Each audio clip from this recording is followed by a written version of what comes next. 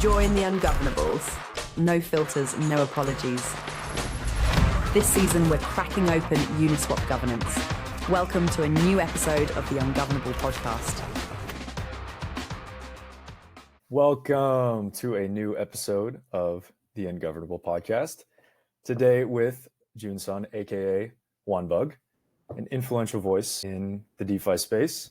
He is a key member of PGov, a decentralized governance platform that optimizes decision-making across many DAOs, including Compound, Optimism, ZK Sync, and of course, Uniswap. Jun is deeply involved in the Uniswap ecosystem, plays a crucial role in governance and cross-chain strategy. We are Joe and Austin from Alpha Growth, the premier DeFi operations and growth firm. Jun, thank you for being here. What else should everybody know about you? I think you covered it pretty well. Thank you for having me here. It's great to see you guys again, as always, and excited to, chat about anything today. Beautiful. So, how did you first get into DeFi? Let's start with the fun stuff. Sure. What's the killer story? What's the origin story? So I used to play a bunch of poker, and I think one day I was just sort of going through different poker strategy videos and trying to learn some better, strats. And a Uniswap video actually came up. Ironically enough, it was I think it might have been like a V1 or V2 demo of sort of how LPs work and sort of how I guess just liquidity farming, or at that point yield farming, worked. Got actually involved maybe a couple days later when I put some money not into Uniswap, but back when Terra was a thing, Mirror protocol back then. So I was why hold Apple stock when I can buy Apple token and earn 150% yield on it? And I think from there gave me the whole, made me jump down whatever rabbit holes that came from, and eventually just started to put more money in, and started to, lose a lot more and get a lot more interested. I think this was probably around DeFi summertime of 2020, 21. And then, have stuck around since. So I assume when you were playing poker, it was using crypto. Is that fair assumption? It was, yeah, I definitely dabbled around in whatever services there were back then. So Good deal. I'm kind of curious, how did you go from hot DeFi summer and then into the governance aspect of things? Yeah. So I think it was around this time I was in college. Our college blockchain club was sort of kicking off, and I think governance was really really at the time, right? It was when Andreessen had done their first initial round of delegations to a couple university clubs, Penn Blockchain, where I was part of, and I think University of Berkeley, and maybe one or two others. And it was just Uniswap and Compound. And it was this cool, really unique, I guess framing, right? And sort of initiative that they were doing. And I was just okay, this is pretty interesting. I didn't really know anything about governance, didn't really know what it was, but it seemed pretty cool, right? You could control, millions of dollars of delegation and votes. And at that time, it was hell yeah, why not? And then I think over the course of the next couple of years, after I graduated and everything, I think governance just stayed as a really interesting topic, interesting passion project. Obviously, became a community member at a few of these DAOs, such as Uniswap, and just sort of, it was a logical way to stay involved. So I don't mean to ask too cheesy of a question, but I truly mean this. You're one of the best in the world at DeFi governance. You know more about it. You know how to orchestrate it. What would you say makes you most proud to be a part of DeFi? Most proud. I think, frankly, first off, thank you for the kind words. I don't know if that's very true. I would definitely not say it's, the extent of what you say.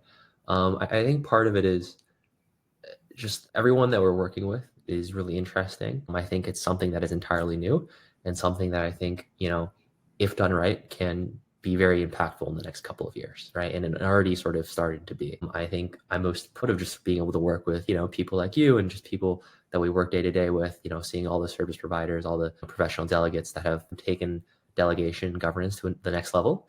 And it's just, it's an honor to be working next to everyone every day. Love it. Yeah, it's same right back to you. So PGov itself, if you want to take a minute to explain about PGov, what you're focusing on, what your thesis is, and a little bit of what you guys do. Yeah, I think it's really not a amazing revolutionary story. I think, as I mentioned, it was just, hey, we were involved in governance in college. We really enjoyed governance. We became active community members across a few different DAOs. I think we got to a point where community members trusted us, and as well as maybe we trusted them and just thought the process was really cool. And afterwards, like, hey, like, how do we stay involved? And so it was just a pretty logical, let's see if we can get some delegations. Let's see if we can, continue to lobby your delegates, and then also just, bother people in the forums. And from there, I think it slowly grew a little more and more. And I think now a lot of the team is just like people that have done, governance for a while now. I just think it's really interesting. A lot of the protocols that I lead, for example, like Uniswap, it's just like places that I've used and products that I've used for a while. And so I think frankly, it's just like, you have a nice purview as both a user and then also as a delegate, right? I think what we're focused on, like a lot of it is, I think Uniswap has done a good job at sort of letting us be part of like the accountability side of things. So like, whether it's ensuring that whatever sort of, I think an issue that comes up a lot is like, DAOs will have a crap ton of spends, right? They'll, propose multi-million-dollar budgets and you have people who I guess I always give the example of Arbitrum, but it's like, for a while it was just like free hunting and everyone sort of came in with these multi-million-dollar budgets and there was like 10 different people getting like, massive streams. And I think, what Uniswap did pretty well is like establishing this sort of accountability committee that sort of, keeps tracks of all of these different streams, keeps track of the deployments and where V3 is being deployed upon. And it sort of is like a community sort of led team that tries to steward to the best of their abilities and sort of present that information to the DAO just so like everyone sort of knows what's going on, right? As opposed to maybe a lot of things happening all over the place and not really, anyone sure, no one's really clear and sure where things are going. Very fair.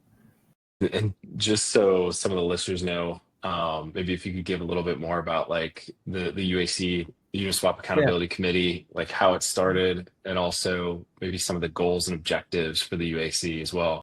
Sure. So background's pretty interesting. I know you guys had Abdullah, who I work with very closely from Arana on a day-to-day basis, either last week or a couple weeks ago on this podcast. But I think the UAC originally started, maybe a year and a half ago now as the Uniswap Bridge Accountability Committee. So basically it was just, there was discussions surrounding like what bridge providers, what different deployments to use for Uniswap. And basically there was just like, all right, like we need a community-led process for this, right? It doesn't make sense to go to the DAO for every vote. It doesn't make sense for the DAO to be sort of parsing through the specs and details of each chain. And so it was, I guess, initially created as the Uniswap Deployment Accountability Committee. And from there, as the Uniswap like V3 BSL license was expiring and sort of anyone could effectively fork the contracts and create Uniswap on their own, we sort of started the process of saying like, hey, like this is the proper, official deployment process to get yourself recognized. And the sort of stance that the DAO and the committee accepted was like, if any team can deploy V3 contracts on their chain now and not have it be like a violation of license, for example, we would rather it be a sort of, aligned canonical deployment that the DAO has, as opposed to maybe a deployment where, X chain can just go and, turn on fee switch maliciously or whatnot and sort of direct those fees to themselves or whatnot. And so that is sort of how it first came. And then over the next, I want to say 2 to 3 seasons, we're currently in season 3, it has assumed a few other roles, effectively becoming like the accountability committee for the DAO. So that's, checking up on different service providers that have been approved through governance, doing a lot of the operational side of things with respect to, sending paychecks every month or, doing expenses. And then also like effectively being sort of like a helper maybe to the foundation, the UF, in terms of, coordinating with delegates, doing the whole delegate pay every month and coordinating that and just sort of trying to be generally helpful, wherever possible. I definitely want to talk for a moment about the delegate pay at some point. I want to talk a little bit about the incentive program, how that's going. But before we jump into that, how would you say the accountability committee and what you've learned from it, have you been able to implement a lot of these findings into some of the other DAOs that you guys are involved with, Compound, Optimism, ZK Sync, or have you taken some wisdom from those DAOs and brought it over to Uniswap? Yeah, I mean, I think like the team as a whole has definitely been able to sort of take both learnings from Uniswap and across other DAOs and, apply them wherever. I think, for example, with like, with Compound, right? I think recently, a few of us were part of like the Compound governance working group. And that group as a whole sort of tries to steward the governance side of things. So like, as you mentioned, like the delegate compensation questions, underrepresented delegates, because I think Compound for a while experienced a like decent lack of voter apathy. Call it a long crypto winter's nap.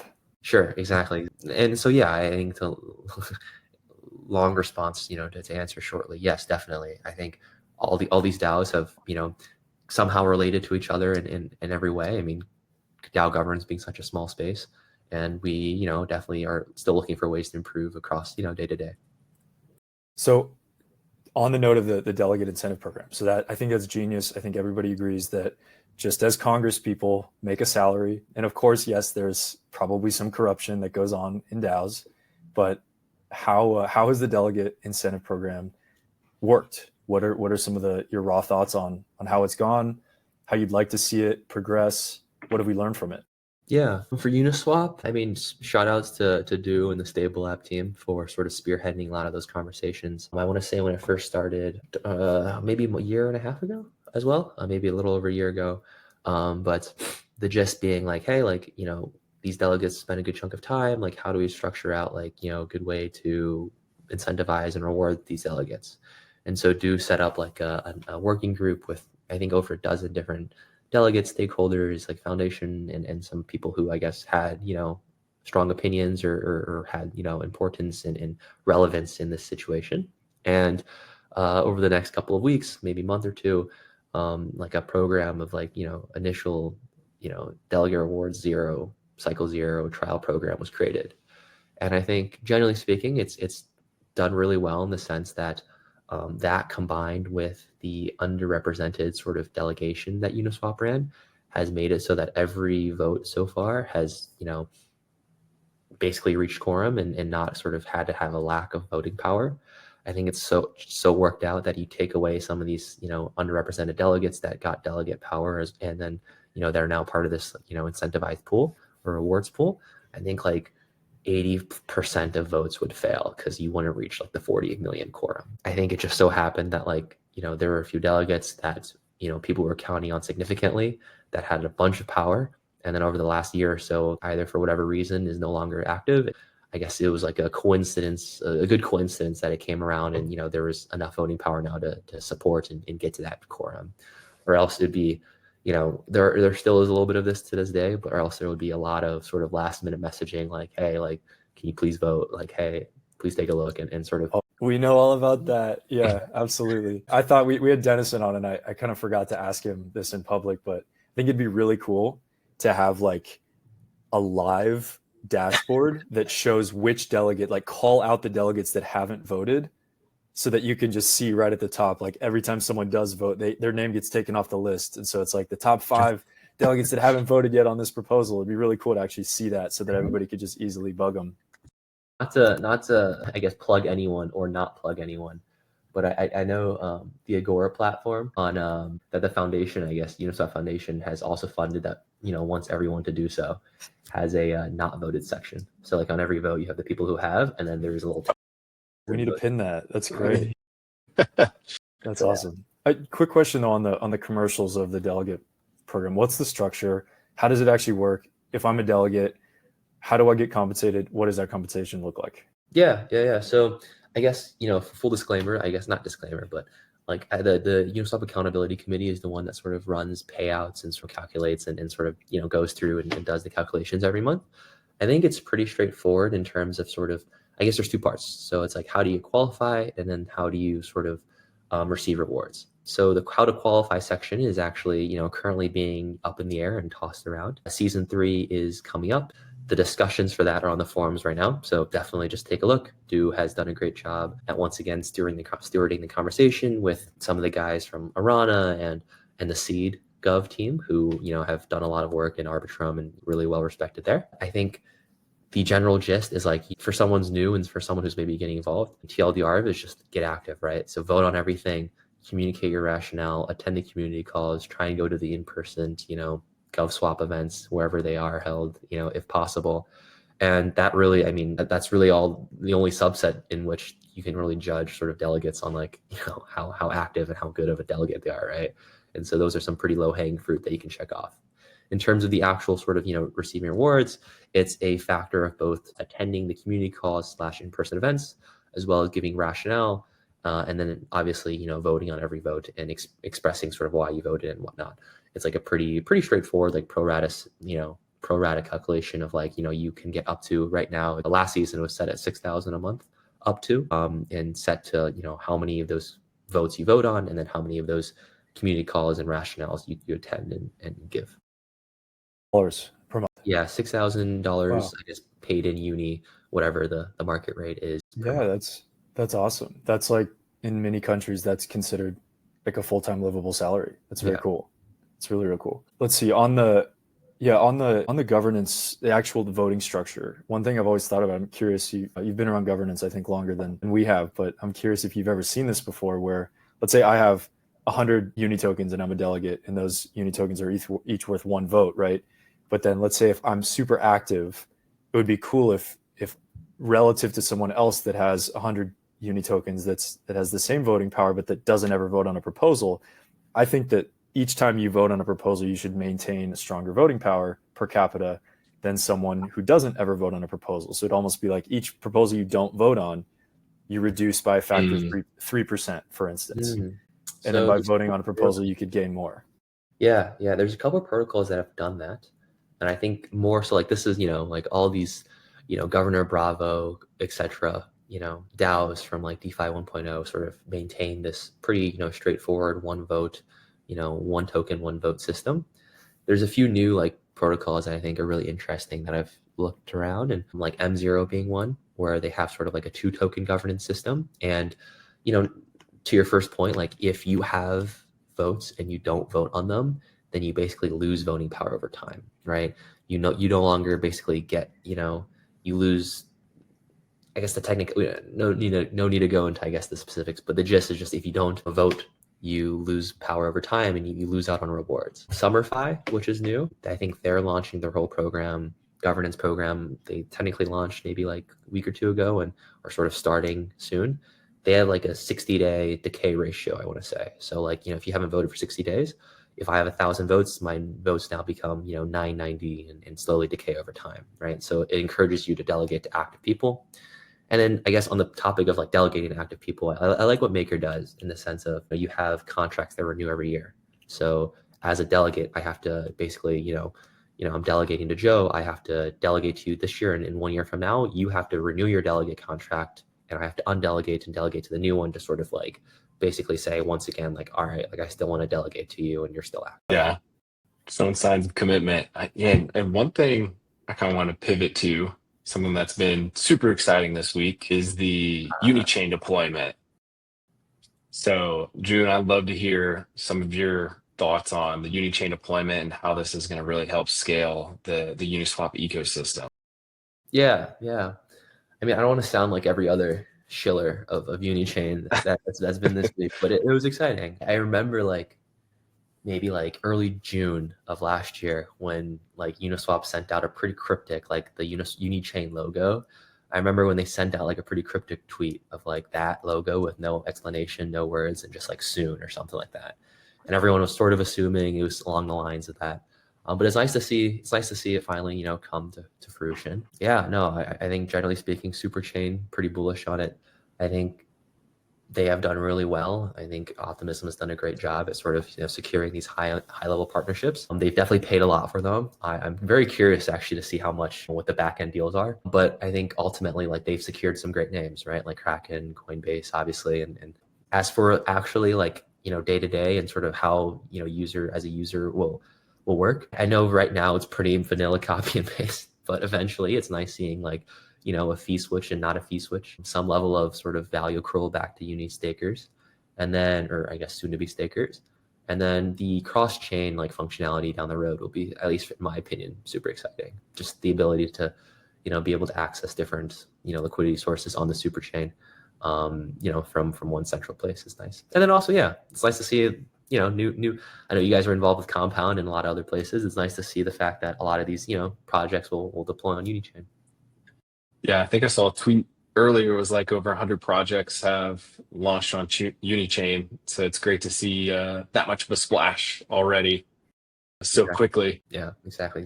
It's crazy. I mean, I think the foundation's done frankly, a great job at sort of, compiling and getting everyone excited. So on that note, the different entities at play with previous deployments, V2, V3, the relationship between the labs, the foundation, the DAO, how it's a little bit unique with Unichain. And I'd love to hear your take on that. If you want to just high level explain the relationship between maybe the foundation and labs for Unichain and how the DAO is going to be able to come into play there. Yeah, I mean, frankly, to be honest, there's a lot of, I think, questions from a lot of community members on that still, between just, where everyone lies. And I think everyone's still trying to sort of sort that out right now. I think where my understanding is right now, and this could be totally wrong, is that like Labs has built this great product and Foundation has sort of been, taken the role upon themselves to basically be like the foundation of a chain, right? Sort of like any chain's foundation. Mm-hmm. And I think a lot of it is like, hey, like, through there we run incentives, we can, do sort of BD to get projects, onboarded and whatnot. And I think Labs is generally speaking going to be sort of taking a back, standing back stance from it, in the sense that maybe they'll, be there to build the tech, and then sort of day-to-day operations and maybe BD side is not them. I think the relationship between sort of how much DAO involvement and how much foundation sort of involvement split and stuff is still, I guess, up to be debated. But I know that whatever it is, the foundation's done a pretty good job at sort of getting the DAO and sort of getting community members, aligned and sort of up to date with what's going on. I know obviously with Unichain, there's also V4, right? So some fun rollouts this month. And yeah, I think the situation is the same for both, right? It's just like, hey, the labs built this great product. They gave some, license exemptions to the DAO, for example, to deploy V4. Similar to V3. And, you have this now, like, hopefully many multi-billion-dollar product in that of Unichain that is like trying to get users and sort of go through the life process of any normal chain. So it'll be exciting to see. Yeah. And to double click on that piece, what would you like to see? How would you like to see the DAO's role with Unichain? Just your perspective. I think day to day, like the DAO should not really operate as like a grants program or anything like that. Like I think a lot of these DAOs initially just had a bunch of projects come in and effectively became just a treasury for grants, and governance just very quickly became overrun with like, grant applications. Like I remember, many years ago in college when we were first like Optimism delegates, the first couple of cycles was just sparsing through, and for Arbitrum as well, it was just sparsing through like hundreds of grant applications. And it was just like, all right, like, I'm not a grant reviewer right now, or I'm not trying to be a grant reviewer as like a delegate. And it's tricky because like Uniswap as a whole is like designed like Uniswap governance right now was, is a decentralized exchange, and the governance for it is for like a decentralized exchange. Now, when you sort of thrust this chain upon everyone, it's like, okay, like how do you see that? Like, you'll have some people who don't even want to do it, right? It's like, hey, like, we want to focus on the DEX. And there's other sides where I think a lot of people who are like really involved, I think us included, are super interested in just getting more involved. It's like, hey, there's a lot more opportunities now, when you're talking just in the sense of like comparables, right?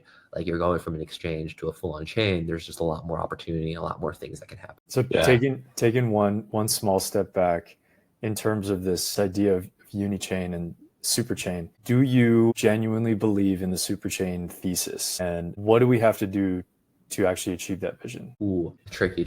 I think frankly, like you sort of got to do the normal steps as like any other chain, get those initial protocols on board, get those initial liquidity incentives. I think very frankly, it just comes down to like, I think V4 success will be tied hand in hand with Unichain success, in that like, as you get more adoption of V4, you can have like individual, like you can have like custom hooks that I feel like the last couple of months, everyone has been saying like, oh, you can have hooks as like a be all answer for everything, right? It's like, how do you do this? Well, you just like make a custom hook for it. And I think like as corny or maybe as used as it is sound, like there's a lot of cool things that, we've seen through these different hook incubators and different programs where it's like, hey, maybe frankly, you can do anything with the hook, right? And I think the architecture is designed really well in that, for me, I think Unichain will gain a success with V4 integration, and then, literally actually properly accessing like, cross-chain liquidity. I think that is something that I think will if they can do it as the first of kind on super chain, I think that will definitely guarantee some And level of success. What is that vision for those of us that are joining in here that are like, all I know is I've heard these buzzwords about Unichain and Superchain, but I don't really understand it. Like, what's actually fundamentally going to be the difference between all these different communications that are going on chain? I think for me, like optimally, the goal and end state goal, right, is like, for example, you guys are helping deploy Compound, or the Alpha Growth team's helping deploy Compound on Unichain. And the ultimate goal, like how amazing would it be, is like, you deposit an ETH loan on Unichain Compound, and you are able to borrow on the Optimism deployment of it. And you can borrow, let's call it dollars against whatever on Optimism, and those funds natively lie on Optimism. And then you can maybe, in one swap, go from Uniswap, or go from like Optimism based USDC to USDT on base, right? Or something like that you can basically just effectively just sort of almost combine the super chain into actually one super chain, where it's like you can transact across all of these apps, across all these different, pools and sources of liquidity in sort of one front end. And maybe like sort of similar to what the Uniswap like wallet is trying to do now. It's like, you don't even know what chain you're on, right? You just sort of find the best rate across wherever, and you get filled. And as long as you assume that those chains are sort of equivalent to each other, you're, from the end user standpoint, it's the same, and it's much easier in maybe onboarding people. I think everybody could probably agree that is the future of finance, is you don't know which blockchain your digital dollars are actually sliding around on, and it doesn't really matter, and the end user shouldn't actually have to care as long as it's secure and fast and relatively cheap. A little bit of a technical question, something that I'm still a little bit struggling to grasp in the superchain thesis. What on the King protocol side, we're talking a little bit about how to make certain tokens as frictionless as possible moving around, and so the Optimism team and I were talking about making a superchain ERC20. So what do you know about the superchain ERC20s, and what are all these tokens that maybe have liquidity already on Unichain? What does that mean? If you do deposit liquidity on Unichain, is it automatically wrapped as a superchain ERC20? What is that going to look like? Sorry, I think I cut out for a second there. At the end, you said if a user deposits liquidity on Unichain, does that automatically wrap it as a superchain ERC20? Right now, no. Okay. As far as I know, right now, everything is pretty much copy and paste of just like a normal, like typical superchain. That's what I'm thinking. That's what I'm thinking too. So at what point is everything going to become a superchain ERC20? What's the road? Sure. At what point will this end state sort of, start happening? What has to happen for us to get there? Honestly, I genuinely have no idea what the timeline for this would be. It's definitely on the I guess to-do list to sit down with labs properly and chat about it. I know we've asked the foundation a couple times on this as well, and they've given, I think their response is very similar in the sense of like, hey, like, we're that's obviously like a future roadmap plan, but right now we're sort of just trying to get launch, situated, which I think is fair.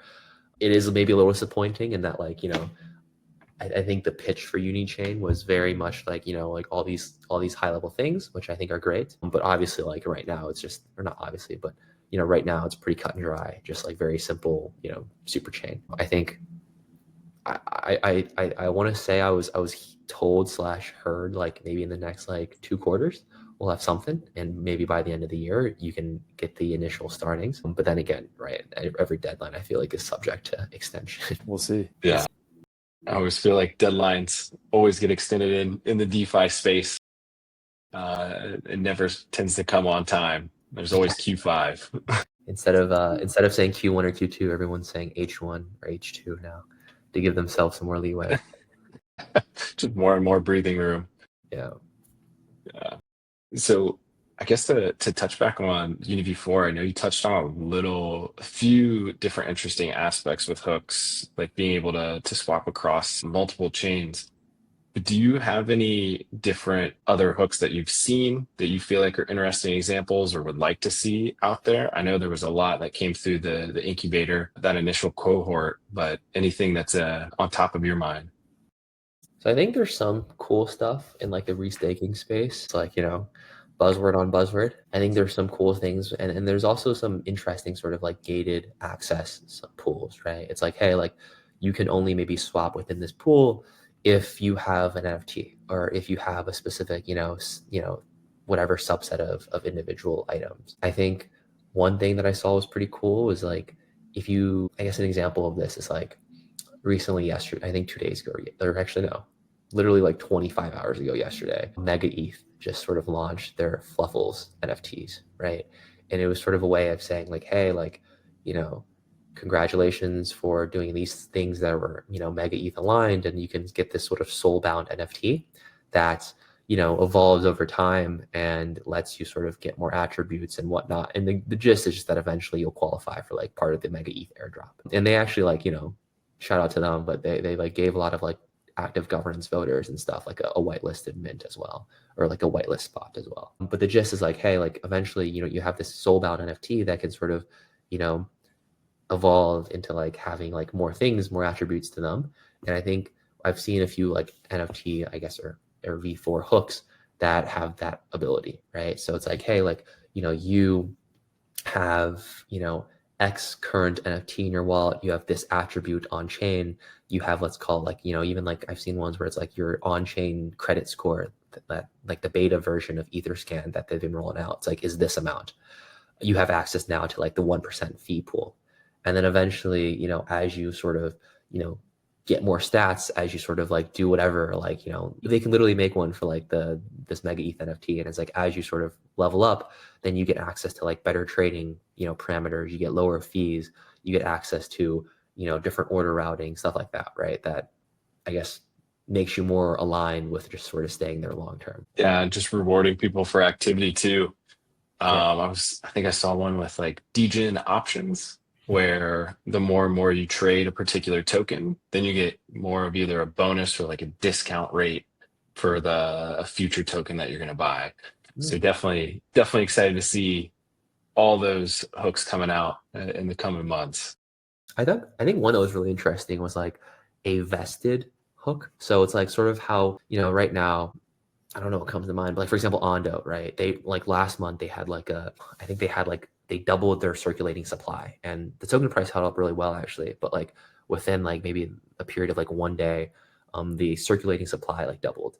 And so you have this like massive new, amount of tokens to market, but you can create like a V4 hook that sort of lets you say like, hey, like, each individual wallet, only these specific wallets can trade, right? These Ondo tokens, or only these specific, wallets, and whether to prevent vesting or to prevent not. Because I was going through and I was digging, I was like, yeah, like some of these like transactions just seem like sort of like not too verifiable, right? It's like, sure, these tokens aren't circulating, but like the team has been sent those tokens like months ago, and they've already transferred them to like centralized exchanges. So it's like, who knows for sure if they've actually been selling or not. It's like sort of just like a trust me, bro. June, what do you see as the relationship between arguably the DAO's growth mandate is, getting V3 on a lot of new, different chains. That's still something that we're all focusing on, and Unichain and V4, right? We have all these different things that are going on, and there's only so much that the DAO can do towards growth without actually building the tech itself, right? Labs is doing a great job at that, but how does the V4 roll out with licensing and all that? How does the Unichain environment, how is that going to affect what we spend a lot of time on with a lot of these V3 deployments, getting incentives, taking Uniswap to every chain? Yeah, I think to put it short, this is like, I sound so excited when I say this, right? But it truly is like one of the more exciting things in terms of just like eye candy. Similar to V3, there is a license, and that license sort of means that no one else can sort of fork those contracts legally, and unless they maybe want labs to go and sue them and whatnot. And so the gist is like, V4 is this crazy new product that, is like everyone, the talk of the party, everyone's like really interested in getting V4. And so, we've already had, I guess, decent success and decent interest in V3, but frankly, like V3 at this point is nothing new, right? Any team can sort of deploy those contracts and sort of, either fork them or sort of have their own version of concentrated liquidity. And, Uniswap is sort of purely there for the name. And so different chains are sort of like looking at it V3, and it's like, all right, like a V3 deployment would be cool, but it's like nothing amazing. Now, like you have this new cool, crazy product that, no one can really have access to deploying on their own. They sort of need permission for the Uniswap DAO or whoever gets whitelisted in terms of like a license exemption. The users of their chain are asking for it. They're interested, and so they're the attention has once again been shifted back to like Uniswap V4 itself, as opposed to like us trying to go out and lobby different chains to sort of plead our case as to why we're useful. And I think going forward there'll be a lot more sort of inbound. The second you have the first proposal that's like, hey, we want to deploy Uniswap V4 on our chain, that hasn't already been done. Like the second that happens, like I think there'll be a lot more, maybe, I guess, proposals that reach the forums and a lot more attention saying, hey, how do we get a V4 deployment for ourselves? Do you envision it pretty similar as the V3 relationship between the deployments in the DAO, where we'll leverage a different front end like Oku or Reservoir? Yeah. And we'll first get permission in terms of licensing. I know that Abdullah the other day mentioned that. Do you have some insight that you can share about what the licensing roadmap is going to look like between the DAO and Labs and Foundation? Yeah. I mean, I think I might be sort of just echoing Abdullah here, but I think a lot of the process will be, similar, other than just the fact of like, hey, right now the DAO still needs to vote for everything for V4, right? So I think the way it was written in the docs was that, like, similar to V3, Labs gave the DAO a license exemption. But like if anyone wants to come get V4 and Labs won't do it for them, or sort of they won't get deployed natively, then they can go to the DAO. And if the DAO votes it in, similar to how V3 was before the license expired, then good to go. Right now, since V3 license has been expired and everyone is able to just do it, any team can deploy V3, right? They just need to verify the contracts and send ownership over to the DAO. Now it's a little tricky where it's like, if I want to deploy V4, I have to actually go to the DAO and the DAO has to vote it in. Right now, the DAO only votes in for incentives and votes in, whether or not, we should co-incentivize whatever deployment. But for V4, it'll have to be both that and the actual deployment itself, which, could be a little tricky. I'm sure some teams would rather not have to go through the governance process. But high level, everything's pretty straightforward. And I think the DAO has a great opportunity to sort of use V4 as a great negotiating tool to get, more attention, to get more integrations, to get more maybe just, incentives from whatever chain. Big time. Yeah, I think we should really lean into that. And a lot of these, V4 is kind of the hot topic right now, like you mentioned. And so I think it's a great bargaining chip, so to say, in terms of the DAO's power, right? The DAO only has so much power. Yeah. There's only so many things that the DAO can do. One of those things is right now is dangle that in front of a lot of these chains. So I think, that's a big focus of ours in H1. So I guess I wanted to touch on something you said, June, like the co-incentives. Maybe could you walk us through like how the co-incentive process works and how it helps position the DAO in other ecosystems? Yeah. So I think the co-incentives part is one that's been sort of just morphed over time. I think background is, Getty and GFX Labs sort of had this first initial sort of proposal that was like the growth incentive package proposal, which was like basically saying we have all these new V3 deployments. Uniswap is losing its market share in a lot of these deployments to, the aerodromes, the, PancakeSwap, et cetera, of the world, because they just like, they can't compete, right? Like for a project that is native to a chain, they can over incentivize the hell out of whatever pools they want and, attract a bunch of maybe short-term liquidity. And so Uniswap is obviously going to get that initial baseline market share just for being like the known player, the safest player, the best respected. But they're losing like, market share day over day to these projects without any incentives. And so his proposal was basically allocating, a couple $1 million to these, these first blue chip, the most well-known L1s. And then from there, it sort of opened the floodgates to other projects sort of applying for incentives. And to this day now has sort of become like a way of saying, hey, we're going to, incentivize, or, we're looking to incentivize these specific pools or these specific things on our deployment of Uniswap. Is the DAO willing to sort of, match those incentives?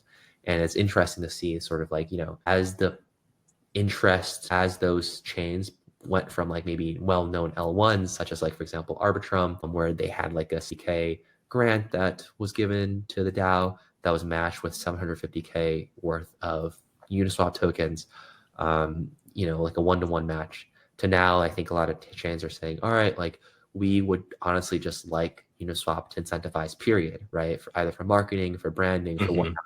And so we're willing to present to the DAO a more favorable match to the DAO. So like a 3-to-1, a 2-to-1 match. That's saying, for every $250,000 in Uni that the DAO incentivizes, we'll give the DAO 500K, 750K, etc. Which I think has done a great job. I think that's, gotten a lot of proposals passed that maybe I think other necessarily wise wouldn't. Because, frankly, at the end of the day, it is down to the delegates. And a lot of times, because of just how, because of the high percentage of yes votes you need, you basically have to appease the most maybe penny pincher delegate, right? That's like, or the delegate who maybe doesn't want to incentivize at all, because you have maybe 2 or 3 delegates with voting power say no, and the proposal won't pass. It's a bribe, essentially. It's a bribe to the community in a certain sense. What kind of liquidity behavior have you noticed from some of these different initiatives and some of these co-incentive programs? Let me see. I think the most straightforward co-incentivized programs are just like, we give you a match of like, X number of dollars of incentives for whatever Uni tokens. So I think the most recent one that passed was like the Sonic and Cello incentives. So it was like, I think for Sonic, it was we allocate $500,000 of Sonic tokens, you give us 2K of Uni over the next, 3 to 6 months. You see chains that are willing to offer like POL, willing to offer sort of like a questing or a grants program, etc., to sort of just sweeten the deal. And sometimes, frankly, these incentives just aren't accepted. Like with Lisk, I want to say, was a recent example where they allocated like $1 million of protocol and liquidity to sort of initially seed some of these pools for like, I want to say a year. And the DAO was like, okay, like, we want to revisit later. We don't think it's at like, Lisk chain is at a good enough standpoint, good enough, place to where it justifies, allocating 250K of incentives or whatever it may be. Gotcha. And so like as a chain, I want to consider really that ratio, correct? Kind of where my chain is at, and then look to sweeten the deal with other things that we can kind of put on top of it, POL, more quests, opportunities to help get the DAO interested. Now, when we kind of look at the impact, what do you believe is like a win for the DAO? Kind of like, okay, it's 6 months later, we've deployed those incentives. Looking backwards, what's really the North Star for the DAO to say like, hey, this was a win for those incentives deployed? Yeah, I think it really just comes down to market share on the chain itself. So maybe some like good examples, right? So like Uniswap deployed on, or not, it's been deployed on Arbitrum for a while, but the DAO basically got, as I mentioned, it was a million ARB grant that I think ended up probably being around 750K on average, over the course when it was deployed. And that match with 750K of Uni was like 1.5 mil. And that was deployed. I think the team worked together with Gauntlet to sort of, allocate across, 30 or 40 different pools and bi-weekly sprints. And that has done a great job. They recently released, I think Gauntlet recently released a report that was like a retroactive. And a good chunk of those funds are still sort of there. The funds have been relatively sticky. They have been, the ROI per se for each, dollar deployed was pretty decent. I think maybe a bad example could be like Blast, right? Or maybe Manta, where, you have these incentives of 2K. And the second that sort of those dry up, it just comes down to like, shoot, like, where is liquidity as a whole? And I think a good chunk of that of that equation is like, the chain as a whole lost a bunch of traction, but also relative to maybe other dexes. Like, on Blast, I think it was called Thruster, where, you had basically just like a native chain who was willing and able to over incentivize the heck out of, short term. And the second that Uni incentives dried up, Thruster, I think incentives sort of dried up relatively soon after, but was able to sort of just take mercenary capital there and from. And so frankly, it comes down to just like, how do you just best design a system in which these incentives and users stick around after incentives? The Force team, so the Stable Lab team has a product called Force, where they're sort of running retro analytics on 4 or 5 different chains right now. And they just, I think, are actually in the process. Report should be out in the next couple of weeks, and that should be good insight in just saying like, hey, what has done well, what has done bad, and generally speaking, going forward, I expect the DAO to use that as a good sense of like overall sense of vision for like where to allocate funds and how to do so. And so I think that's going to be a great attribution engine for sure, and great insight into what's working, what should we keep pouring gasoline on, and what should we stop. Yeah. June, in your eyes, how should we continue to expand Uniswap? What's important here? There's a lot of really cool products. The DAO is one of the most capitalized treasuries in the entire ecosystem. It's one of the most well-known brands and trusted brands in the space. What are some of the vectors that we should keep leaning into? Yeah, I mean, to harp on, I guess, what we've been talking about today, right? In the last month, two very big avenues. V4, once again, the DAO has gotten to a point where everyone loves Uniswap again, right? Everyone's willing to work with Uniswap. Everyone wants to sort of, get the new hot product.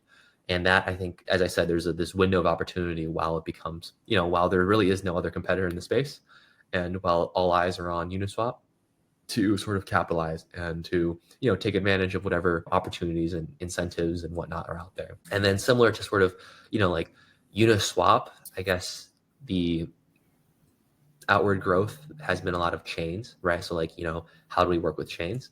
Now that Unichain is available, then it's how do you work with different DeFi protocols? So it's like, all right, now that, a whole new sector of opportunity is out there that is maybe honestly even larger than just chains, right? Or chains as a whole.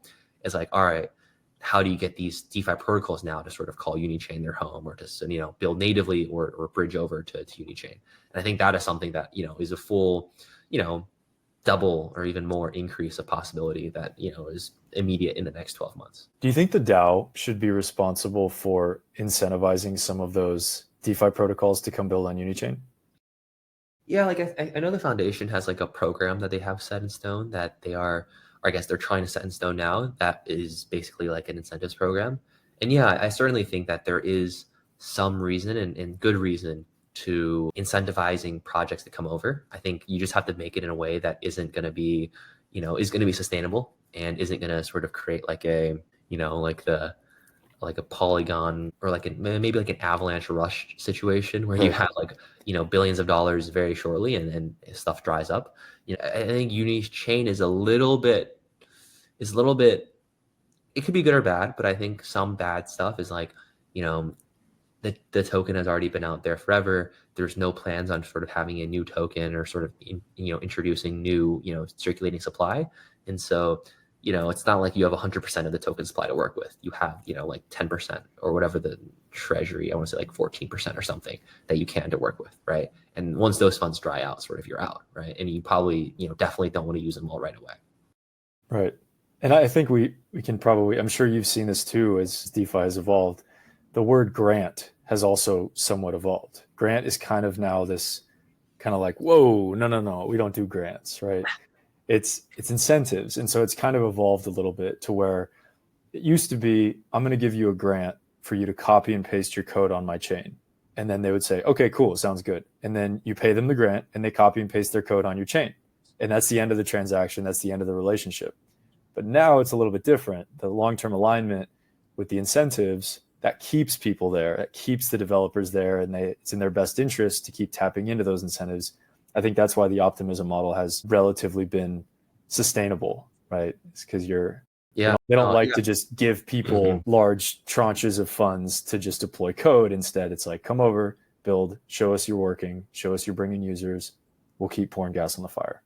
Yeah, I think the topic of sustainability has been big, right? It's like, hey, like you have a product that actually works, incentivize your users, and your users will eventually generate revenue for you. So, you'll still get paid at the end of the day, but just do in a way that actually like is sustainable and sort of increases our chain metrics as well.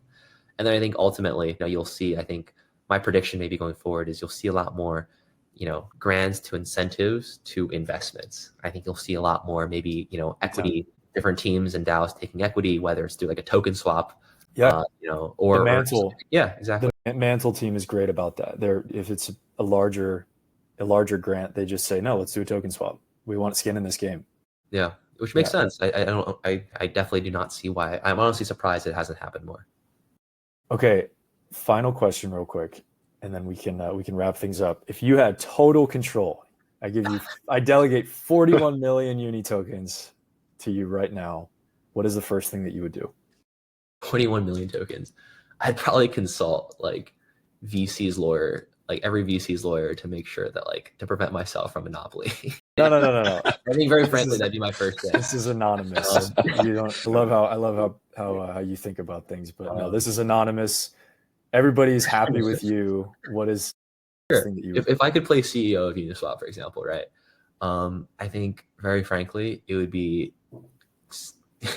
getting a core, fully fledged team to take over the BD process of Unichain and V4, and to basically, have that be a group of both DAO members that have been sort of, passionate and sort of helpful service providers that have been, great, and basically like actually just properly combine the groups together, right?